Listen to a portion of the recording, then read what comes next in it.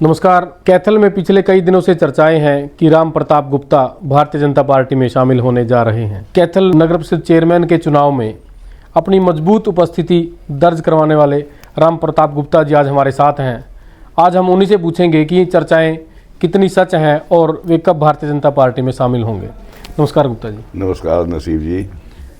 Sir, शहर में पिछले कई दिनों से चर्चाएं हैं कि आप जो है भारतीय जनता पार्टी में शामिल होने जा रहे हैं। बिल्कुल 100% सत्य है ये। अच्छा, तो ये कब कंफर्म हुआ और क्या शेड्यूल रहेगा? आने वाले 24 तारीख को हमारे प्रदेश के तेजस्वी ओजस्वी मुख्यमंत्री श्री मनोहर लाल जी की अध्यक्षता में और श्री नायब सैनी जी हमारे प्रदेश अध्यक्ष की अध्यक्षता में 24 तारीख को बीजेपी कार्यालय हुड्डा हमारे कैथल, तो यहाँ 12 बजे का टाइम फिक्स हुआ है। मुख्यमंत्री जी के और अध्यक्षता में और नायब सैनी जी हमारे प्रदेश अध्यक्ष उनकी अध्यक्षता में ये कार्यक्रम संपन्न होगा। वो मुझे अपने परिवार में सम्मिलित करने आ रहे हैं। गुप्ता जी, बताइए कि आपने कुछ उद्देश्यों को लेकर के नगर परिषद का चुनाव जो है अपनी धर्मपत्नी का लड़वाया था और उस चुनाव में एक मजबूत उपस्थिति सामने आई थी आपकी, 14,000 वोट आपको मिले थे। और क्या कहीं ना कोई उद्देश्य है वो जो आपके थे वो पूरे हुए या उनको पूरा करने के लिए भाजपा में आ रहे हैं? देखो, भाजपा में मेरा आना, भाजपा की जो नीतियां हैं, जो उनकी अच्छाइयां, उन्होंने जो एक मैं सबसे बड़ा फ़ैन हूं इस बात का, जो हमारे सीएम साहब ने खर्ची पर्ची के बिना नौकरियां जो लगी हैं, ये एक बहुत बड़ा पुण्य का काम है। जो बेरोजगार बच्चे, जो आज ऐसे बच्चे सब इंस्पेक्टर लगे हैं, जो कभी किसी भी आज तक का 70 साल का इतिहास अगर देखें तो वो पोस्टें तो सीएम के रिश्तेदारों को मिलती थी। जो आए गरीब जो बच्चे उन नौकरियों को ज्वाइन ट्रेनिंग करने के लिए बड़ी बड़ी गाड़ियों में जाते थे, आज वो ऐसे बच्चे गए हैं जो बस में चढ़ के गए हैं, जिनके पैरों में टूटे हुए जूते थे। वो देख के कितनी खुशी होती है। और जो मुख्यमंत्री जी ने ये खींच दी ना बिना खर्ची पर्ची के, इस लीक को कोई कम नहीं कर पाएगा। कोई भी आने वाला समय कितना ही धुरंधर नेता हो, वो इस लीक को कम चोटी भी नहीं कर पाएगा। गुप्ता जी, मुख्यमंत्री की नीतियों से प्रभावित हैं या भारतीय जनता पार्टी की सरकार से प्रभावित हैं? ओवरऑल आप किन बातों से प्रभावित होकर भाजपा में शामिल कर रहे हैं? देखो, और दूसरा मेरा सवाल है कि भाजपा ही क्यों? देखो, आज अगर हम देखें 70 सालों के इस इतिहास में, इससे पहले भी बहुत देश में राज बहुत पार्टियों ने की हैं। जो हमारे मुख्यमंत्री जी की जो नीतियां हैं और जो हमारे माननीय प्रधानमंत्री मोदी जी का जो संकल्प है, जो हमारा इंटरनेशनल लेवल पे नाम हमारा इतना ऊंचाई पे आया है, वो मोदी जी की अथक प्रयासों से आया है। आज हमें वर्ल्ड में अगर कहीं इंटरनेशनल कहीं हम खड़े हैं तो वो देन हमारी एक पहचान वो मोदी जी के आशीर्वाद से है। उन्होंने इतना कार्य किया है, सारा जीवन उन्होंने त्याग में लगा दिया। हमारे प्रधानमंत्री जी ने और हमारे माननीय मुख्यमंत्री जी ने, इनका जीवन अगर ध्यान से देखा जाए तो एक आदर्श जीवन है। जो सेवा भाव में इन्होंने जितना त्याग, सेवा भाव इनके अंदर है, पर देश के लिए जो आगे ले जाने की सोच, गरीब आदमी को आगे तक ले जाना, उनका अच्छाई करना, तो ये कहीं और किसी जगह है ही नहीं। इसलिए ये सब चीज़ें मुझे प्रेरित करती रही कि मुझे उनके मार्गदर्शन में चलना चाहिए। गुप्ता जी, कारण क्या रहा? आपने नगर परिषद कैथल का चुनाव लड़ा और उसके बाद आप एक तरह से काफ़ी टाइम तक राजनीति में चर्चा से दूर रहे और आम आदमी पार्टी से उसमें आपका जुड़ाव था। इस दौरान आपने क्या मंथन किया अब जा करके जब फैसला लिया कि भाजपा में जाना चाहिए? देखो, जब मैं आम आदमी पार्टी में मैं शामिल हुआ तब मुझे ये लगता था कि देश हित की बात करते हैं, लोगों के हित की बात करते हैं, पर मैं जब अंदर गया तो मुझे कुछ ज़्यादा मज़ा नहीं आया।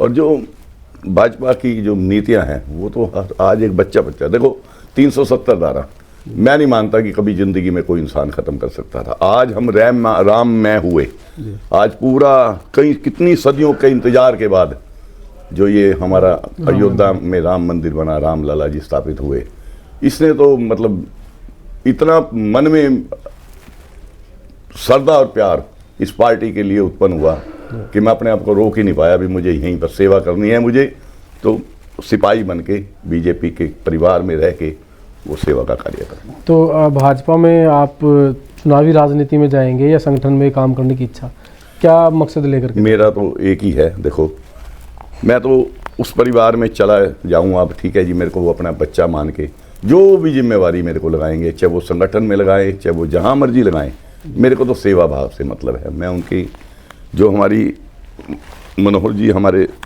तेजस्वी यशस्वी मुख्यमंत्री जी हैं, उनकी नीतियों को घर घर तक पहुँचाना, उनके सपनों को साकार करने में मैं तुच्छ सा बच्चा जितना भी काम कर सकूँगा, मैं तन मन धन से काम करूँगा। गुप्ता जी, आपने कुछ प्लानिंग भी की होगी, आपका भी एक राजनीतिक तो अनुभव भी है, संपर्क भी है, तो आने वाले टाइम में हम क्या देखेंगे कि आप और भी कुछ लोगों को साथ लेकर के भाजपा में जाएंगे? मेरे पास बहुत बड़ा परिवार मेरा अपना है, जैसे मेरे अपने इस दौरान जो मैंने इलेक्शन लड़ा, बहुत बड़ी टीम है मेरी भी। अभी तो मुख्यमंत्री जी वाले प्रोग्राम में तो हम उन टीम को ज्वाइन नहीं किया जा सकता, पर मेरा ये प्रयास रहेगा कि मैं लोकसभा इलेक्शन से पहले काफ़ी ज्वाइनिंग्स, बड़ी अच्छी ज्वाइनिंग्स जो हमारे बढ़िया कार्यकर्ता हैं उनको बीजेपी में लेके आऊँ और वो भी कार्य करें पूरी अच्छी टीम के साथ, ये मेरे मन में है। तो जो 24 तारीख का कार्यक्रम है उसके लिए अपने समर्थकों से क्या अपील करेंगे और कैसा उनका शेड्यूल रहेगा? मैं अपने समर्थकों से, अपने कैथल की जनता से, मेरे भाइयों से, बहनों से, माताओं से, बुजुर्गों से, पिता तुल्य बुजुर्गों से यही अपील करना चाहूँगा कि माननीय मुख्यमंत्री जी 24 तारीख को 12 बजे बीजेपी कार्यालय में मेरे को आशीर्वाद देने आएंगे, तो वो सभी उन सबको मैं चाहूँगा कि मैं आमंत्रित करता हूँ सबको कि वो टाइम पे आए। उनके बाद उनके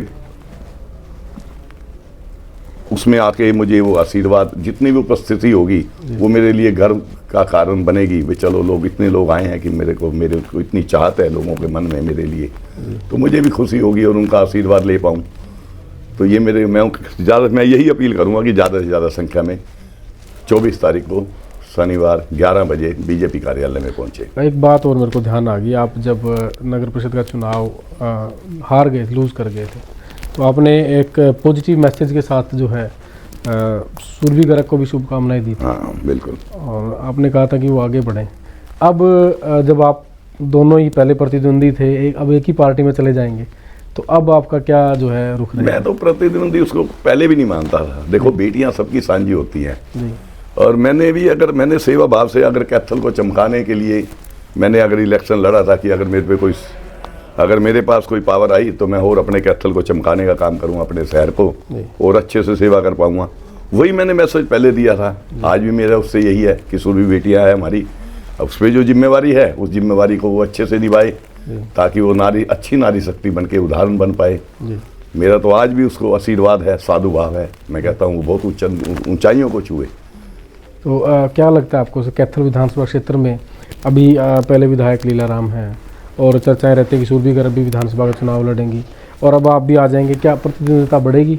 नहीं, देखो मैं जहाँ तक मानता हूँ इस विषय में कोई भी एक परिवार में 4 भाई हैं, 3 भाई हैं, 5 भाई हैं, तो परिवार का मुखिया जो आदेश कर देता है सभी बच्चे उस बात को मानते हैं।